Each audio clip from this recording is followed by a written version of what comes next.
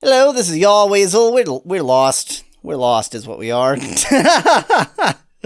Let's continue towards Lynx's quarters. I have no anticipation of this doing anything, but here we go. What's that strange look on your face for, mate? I don't know, I don't have a good feeling about this place. Scoob. Come on, mate. You never have a good feeling about anything. It's just after what we thought with after what we went through with the treasure vault and all. I don't know, maybe I'm just being a worrywart.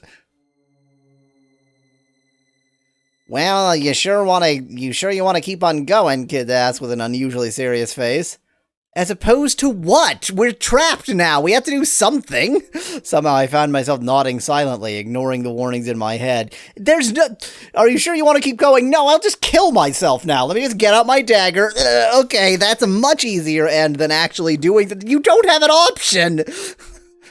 I remember something someone told me a while ago about this place. Could you have made that sentence more confusing? Everything in that mansion answers to Lord Lynx, he said. The creatures, the walls, the statues, everything. If you understand the concept of power by fear and control, then you understand Lynx. Magil strokes his chin, calmly examining the gigantic doors before us. There's bound to be something important in here. These dark mahogany doors tower above us, emanating an unmistakable sense of intimidation. All set, I ask, and in we go! As expected, these are Lynx's quarters, or should I say, were. Staring at the sight before our eyes, all I can do is gasp in silence, half surprised. Oh, is he going to be dead? Half surprised, half terrified. To put it simply, Lynx is quite certainly in this room. However, not as we expected. Lynx's corpse has been hastily stashed in the couch on the far end of the room. Only his mangled hand is visible, sticking out from beneath a cushion. Oh, okay, it took me a second. It's actually stashed in the couch. Got it. Kid goes over and slowly lifts up one of the cushions. Was not expecting this. I don't know if it's the smell or the sight that makes her gag. But yes, it's definitely Lynx under there.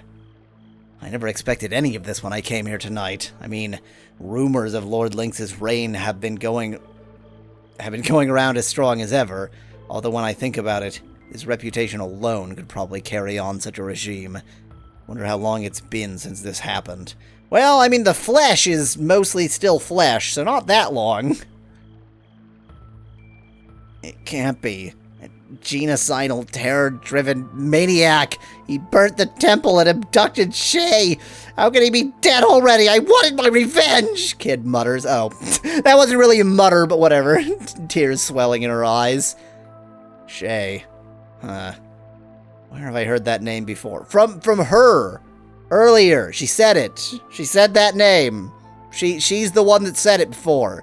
You've heard it from her. No one knows Lynx is dead except for us. We must be the first ones to find out about it. Heh, or maybe not, Kid adds. Okay, apparently I said that first part. Her attempts at humor only succeeds in causing my feelings of dread to grow even stronger. Clearly, we're not the first ones, because he didn't stash his own corpse, did he?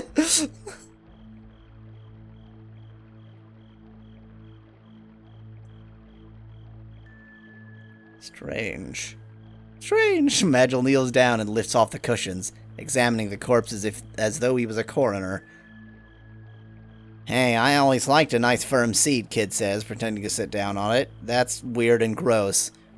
Enough with the bad jokes already, Kid. This corpse has no life essence, Magil continues. Isn't that how corpses usually are? I ask. Generally, yes. When a person dies, one's consciousness, or spirit, is separated from the body. Normally, as the spirit leaves the body, the corpse will crumble over time. Ah! However, in this case, the corpse is aged, but it has not even started to crumble at all yet. It is merely without moisture. Lynx's spirit has not been released. Not yet been released. So that means... Yes. His spirit is still here, probably somewhere within this mansion. Magil seems unusually disturbed by all this. First the phantom, then that whole siren thing, now this. Even he's having trouble keeping his cool. We're in over our heads. Lynx was apparently slain by a blade, Magil says, pointing to a gash in his belly. Looking around, he finds the murder weapon. It's a bloody sword, stashed behind a chair. An Acacian sword! Interesting! The dragoons! They got their revenge! Magil tries to remain focused, racking his brain for information. If a body and its spirit have been detached in this matter, the body will yearn for its spirit. It will transform into a sort of bottomless well, endlessly seeking spirit until it finds its own. What does that have to do with us? Oh, Kid says solemnly. Something's happening. This room, no, this whole house, all around us, the walls are starting to creak. There's something in here, waiting for us. I can feel it on the back of my neck. I whip around with my knife ready, but nothing's there. Suddenly, something grabs my arm. Oh, no, get it off of me! I whip around again, but it's only Kid. Get a grip, mate, it's just me! We've got the flame. Lynx is dead. Why do we even need to be here anymore? Come on, let's go. Because we're trapped. Did you forget the part where we couldn't find the terrace and leave? She shouts. She's right, screw this place. If we can get out of here at all, Magil adds, standing up. And then the walls begin to creak again. We look around. The lights flicker. Don't go out. Please, God, don't go out. Kid? We instantly whip around. The voice is coming from the mirror.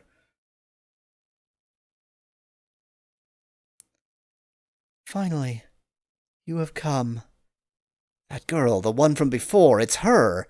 She's here, faintly floating within the mirror. Do you know her, Kid? Shay? Is that you? Kid says, gazing at the faint apparition with desperate eyes. I take another look at the girl, barely visible in the reflection. It seems she's saying something, but it's too faint to make anything out. What are you saying? I ask, taking a step closer. Pain. Awful. Awful pain. So... I welcome your souls. Oh, they put on the tea kettle again! A gigantic hand suddenly materializes out of the mirror, grabbing at me. Magil instantly pulls me back, and the tea kettle is taken off the heat just as the huge hand is about to seize me. If not for Magil's lightning-quick instincts, who knows what would have happened. Probably the same thing that almost happened last time. That mirror's a problem. I'm at a loss for words. All I can muster out is, thanks, Magil. Thank you. I can't tell how many close calls I owe to him. All of a sudden, a deep, booming laugh echoes all around us. That bastard, it's Lynx! I know it's him, Kid says, looking around. As the laugh grows louder and louder, a light begins to shimmer from Kid's backpack. Opening it up, she takes out the frozen flame, staring at it as it shines brighter and brighter before our eyes. Suddenly, a flash of crimson light bursts out from it in all directions. As this happens, the ominous laughing continues to get louder and louder. Kid's being put under some sort of spell. Her body rises off the floor, motionless, as the stone continues to shine, brighter and brighter. Magil, what's going on? Magil closes his eyes and begins muttering something. Before long, he unleashes a surging aura, arcing directly towards Kid. A sombering red glow casts its light on everything in the room. The laughing is distorted, and the stone's sparkle begins to lessen. Is she okay? I ask, but I get no response. It seems Magil's suppressing the spell. He's having trouble maintaining it, though. Serge, take her now! I can't hold it off for much longer! I'm so glad I gave him such a good voice. I grab Kid and rush her outside. Rush her outside the dreadful blood-red room. Looking at her, she's white as a ghost. In her trembling hand, she holds a steadfast grip on the frozen flame. Magil meets up with us a moment later, looking completely exhausted. Kid? Hey, Kid! Where am I? In that comfortingly familiar voice, Kid slowly starts to recover. Where do you think you are? Magil asks. 7. Good to have you back, kid. I'll never understand these two. What was that all about, Magil? I do not know. I've rarely seen magic of such a kind. The luminescent seal we saw earlier beneath the cathedral had a similar structure. There has to be some sort of connection. What? How are these different options? Let's get out of here. We're at the end of a one-way corridor. Getting out of here is going down the corridor. Well, we know we can't actually get out of here, so let's not say something stupid. Let's go to the cathedral again. Heading back, we travel through the passageway, eager to shake this feeling of dread. After walking a ways, we come to a beautifully decorated set of doors on the left. I don't see a reason to enter this right now. Oh, time for a battle! Try to look for something. Oh, it's gonna be another skeleton. We only fight skeletons! Radical skeletons! Ram it! Catch it off guard! Then it's going to throw its skull! I've seen this battle before. Suddenly the skeleton hurls its head at me! Catch it! Smash it! Catch and smash! That's how you deal with skeletons. Okay, bye! That was easy. Only because I've done it 100 times. I'm barely hurt at all. You're getting there, mate.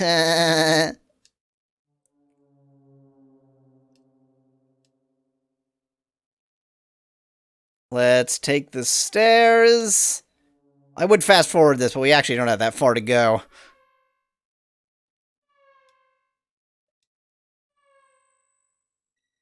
We're never gonna get out of here. People have probably been trapped here for their whole lives or longer. Relax, mate. We have enough food to last us a while.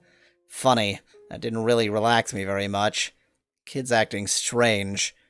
It's that girl. I know it has something to do with that girl, but what could it all mean? I want to ask Kid, but now's not the right time. Ah, why not? Hey, about that robe. It is the official congregational robe of the Temple of Four Spirits, Magil instantly says. Must have been on his mind as well.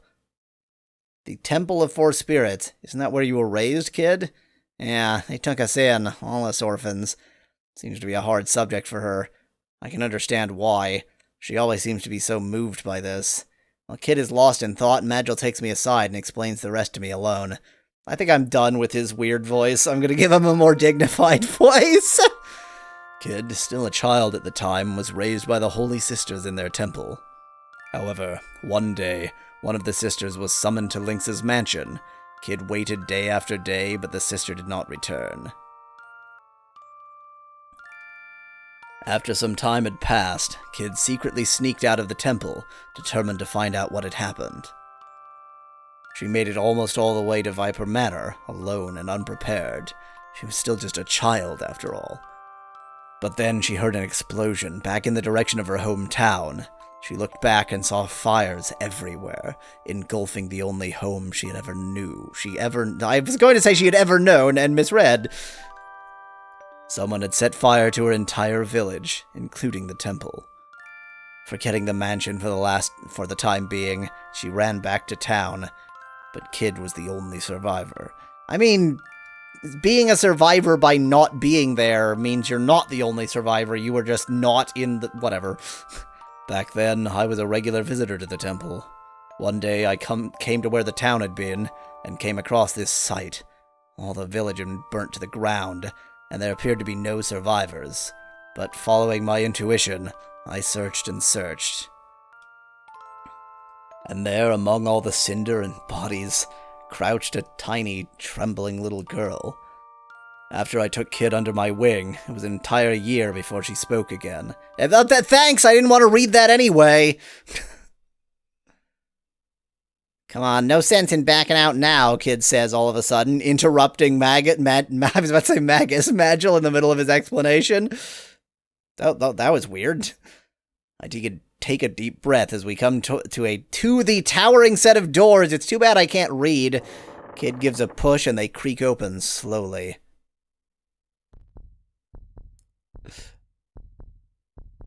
We walk up to the organ, pressing the white and black keys together. The heart beating inside of the organ is even louder than before. I retract my hands as soon as I press the key. Again! I didn't want to read this at all! The wall begins to rumble and the secret door opens. Staircase winds down into darkness. Come on, no sense waiting around all day, Kid says, heading down the cold damp staircase. Magil and I follow her down, into the Forgotten Lair!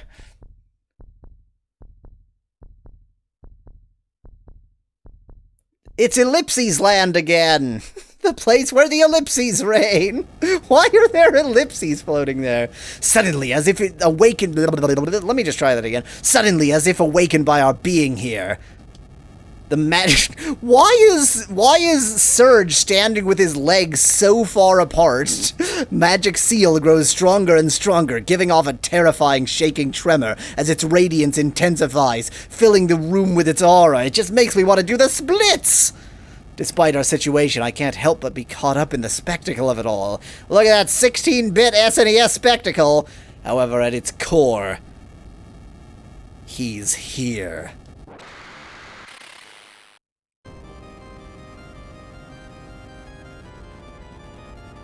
Lynx. Kid's tone is as though she's speaking the name of death itself. This man, no, this thing, Viper Manor's deadly master, the originator of all this torment. Lynx! Kid calls out to Lynx, her eyes as ravenous as a hawk's as she grips her knife tight. Lynx's image wavers silently in the air, apparently undisturbed. Kid, on the other hand, sets aside her peace of mind, calling forth the fury of maddening vengeance.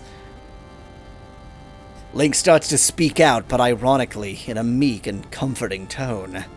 The frozen flame. Please, return it here, young girl. Yeah, right! You think I'm gonna listen to a bastard like you? At that moment, Kid reaches into her pocket. Moments later, she pulls out the glowing... Why? Why would you do this? Give it to me. Okay, let me get it out of my pocket just to emphasize how I'm not going to give it to you. How about instead keep it in your pocket where it's safer? Shimmering red, again magenta, but whatever, we don't know colors. Light streaks out between her fingers as she holds the frozen flame high above her where it's the easiest to snatch out of the air. Yes, Lynx continues. It is my spirit. Please, you must help me. Your spirit, Kid asks. Lord Lynx's image pleads with Kid in a pitiful manner. Please, hear me. I too was once on a quest. Struck down by the blade of an evil assassin, I failed to reach my goal. Through the power of the secret ancient arts, I was barely able to secure my spirit within the frozen flame. But just barely. In this meager remaining existence, I am helpless, bound to this magic seal before you. Please, return the flame to me. I am helpless without it. Pity, Kid says. I'm sure you know all about pity. Do you ever show any of those people you maimed any pity? Kid's eyes return to their hard stare. You expect us to believe you? You, the bastard who tortured countless people? Death isn't good enough for the likes of you, she shouts, squeezing the flame tighter and tighter until she breaks it like glass in her hands. Please, pity me, the faint apparition pleads. Kid! Wait, please. I don't know who's saying this. Kid suddenly stops dead in her tracks, hearing that voice. It wasn't Lynx's voice. You! No! Lynx shouts out. Lynx's apparition bends and contorts, blurring like a sweltering heat until... Another figure starts to overlap his image. It's that girl. She's fighting to come through, wrestling with Lynx. Please... You must not trust him. Do not lend any more help to his revival, the girl says, painfully twisting and turning within the seal. Revival? Revival, of course. I understand the seal's meaning now, Magil adds. This seal, it's for a seance, an anti-spirit seance. By consuming others' spirits, Lynx breaks the seal by which he is kept from returning to the physical world, bit by bit. Consuming other spirits? Oh, but consuming other spirits, it all makes sense now, Magil says. The flame, put right out in the open, was meant for us to take. It all points to this being one huge trap. There must have been others like us, thieves who had come looking for the flame, Magil continues. They took it, but then found themselves unable to escape. Yeah, Lynx must have pounced on them through the flame when they least expected it, just like what happened to Kid in Lynx's room. Lynx just didn't count on someone like Magil who was able to counter his evil magic. There must be no one left alive in this entire mansion. They've all been consumed by Lynx. All those corpses we saw. How many have died, never to have even gotten this far? Shay. Beside me, I hear Kid say that name again.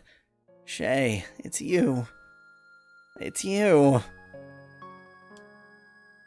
Kid. Never heard Kid's voice take on such a soft tone. Good thing I'm giving her such a respectful voice. No, I wouldn't call it soft, hyphen. It's more of the kind of tone a child clings to her mother with. Now I remember, one of the sisters of the temple where Kid was raised was named Shay, if I'm not mistaken. Gee, congratulations on putting together the pieces of that puzzle, idiot. Really gave us all the information before, but yeah, you've managed to figure it out. Shay, it's me, Kid. Yes, my kid. My precious little kid. What a fantastic woman you have grown into. Get out of my mind! Lynx shouts out from inside the seal. Lynx shouts out from inside the seal. He forces his face through Shay's belly as they begin to painfully wrestle with each other once again. Kid, Shay continues, painfully overcoming Lynx. Thank you for remembering me. However, I cannot return with you. Please hear me. The frozen flame must be destroyed. It is through this that Lynx is able to slowly resurrect himself. Please, destroy it and save yourselves. I will restrain Lynx in the meantime. But no, you can't. Come back with me. Kid, just as headstrong as ever, Shay says, with a wide smile across her face. I must fall with Lynx. I am bound to his fate. You see, I am burdened with this crime. Ivan, my father's blood runs just as thickly through my veins. Oh, good, original sin. That's a nice concept for this game. Father? Sensing his own impending death, Lynx made preparations for revival before he was slain, Shay says painfully, barely able to restrain Lynx's mortal hatred. This anti-spirit seance he prepared was designed to feed off other spirits, in exchange for adding to his own rejuvenation. Shay's eyes take on a somber glow. To invoke the seance, he needed a blood relative to consume first. Yes, Kid. I was born unto him illegitimately. I am his daughter. Kid's face turns to that of utter shock hearing this. The moment that dragoon slew Lynx, I felt my spirit being sucked into this spot, consumed within his seance. But he did not stop there. All my people met the same fate. Not even this was enough, however. He continues to greedily lure unsuspecting visitors of Viper Manor to this very day, hoping to consume more and more spirits, so that he may one day cross back over. This insidious crime, it must be stopped, she concludes. Mortified, Kid is unable to say a word. Thank you for hearing me. The truth is known, finally. Now please save yourself, my precious little kid. Kid takes a deep breath, staring at the shiny jewel she's been seeking for so long. I choose to end it, she says solemnly. Place it on the ground before you, says Magil. Kid does so, and not long after, Magil's thick voice begins to echo out an incantation. Looking over at him, an arc of magic streaks out from his fingertips towards the flame. The scarlet jewel takes on a strange dark color as it begins to hum louder and louder. Oh, was it the jewel itself, the frozen flame, that kept on whistling like a teapot?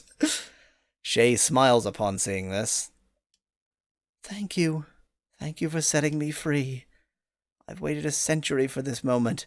To put an end to... Oh, what? I, Magil. I've waited a century for this moment to put an end to Lynx, Magil says, smiling broadly. That doesn't seem very Magil. And now it is finished. As the flame continues to grow darker and darker with its new hollow, gray aura, Magil shouts, Serge, take cover and hold Kid to you! The flame is losing stability! It's turned into a teapot again! As it releases its steam pressure, it slowly just, fizzles out, and it's not that exciting, actually. I can't remember what happened next very clearly, but this music came back, so that's pretty cool. The magic seal's radiance. Lynx's contorted screams. Magil invoking his magic. Shay's comforting smile. And a tear rolling down Kid's cheek because she didn't get the thing she wanted to steal. Also maybe because she got closer with Shay, but then probably because she didn't get the thing she wanted to steal. When I come to, I find that I'm lying on the ground, holding Kid tightly to me, rubbing the soot out of my eyes. How long have I been lying here, actually? Our clothes have been tattered, and our bodies have sustained more than their fair share of bruises. But we're alright. Looks like Magil was thrown over to the opposite end of the room. He lies there. Who is he laying there? Is he there having sex with somebody? Because lay is kind of a transitive verb. The translators did such a goddamn good job, but then that one word... I'm an ass. He lies there silently, exhausted of energy, fast asleep. I pick up my head to glance over to where the flame was, and it's gone. There's no trace of Shay or Lynx either. Strixus points out the fact that, there's corpses there. He could be laying in the corner, and we just don't want to judge that. I sleep and sleep and sleep. The moon rises for a second time, and finally I feel like I have the strength to get up. I nudge Kid, who's still groggy, as I sit up on the stone-cold floor. Joel in chat points out, let's be real, laying is never silent. Ain't that the truth? All this, what do you have to show for it? Nothing, I think to myself, remorsefully. But then I glance at Kid and realize that's not entirely true. Walking through the forest, wilderness. Let me just wait for this to finish typing out. I look back over my shoulder to the towering mansion one last time. The stars are surprisingly multicolored. Finally, Viper Manor is at peace.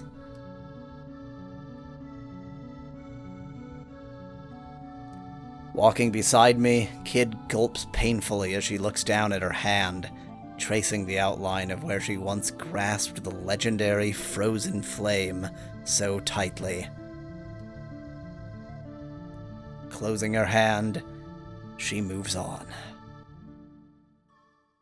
Fiend! Give me that fiend!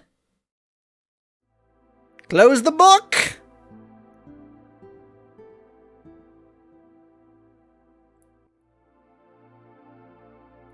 And so the curtain closes on another tale. However, another time, after the spotlight had faded from Kid, Magil, and Shay,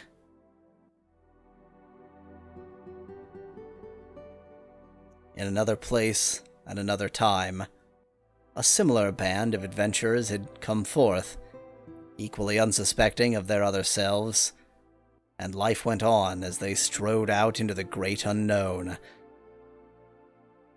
But that's a story for another episode! For now, I shall put down my pen.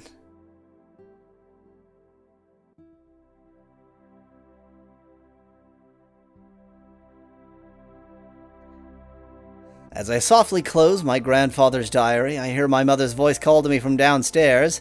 Didn't you hear me? Your friend is here! I turn around, already knowing who it is. My door opens quite energetically, where I see a strangely nostalgic young girl barge in. Serge, we found some ruins of an old mansion up in northern Kitsune Forest today. Come on, let's go exploring. Yep, this is exactly the same as the last ending. You're welcome, chat, for the compliments on my quality voice acting. The reader's mother truly putting the effort into making that a character everybody wants to respect.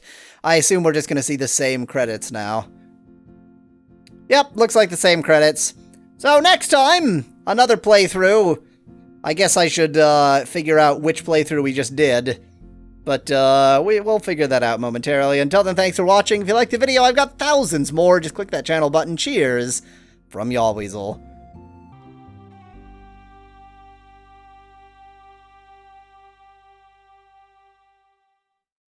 Fiend! Got that fiend! Love that fiend!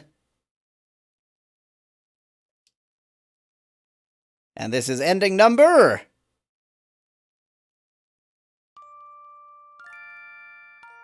Oh, 5! Okay.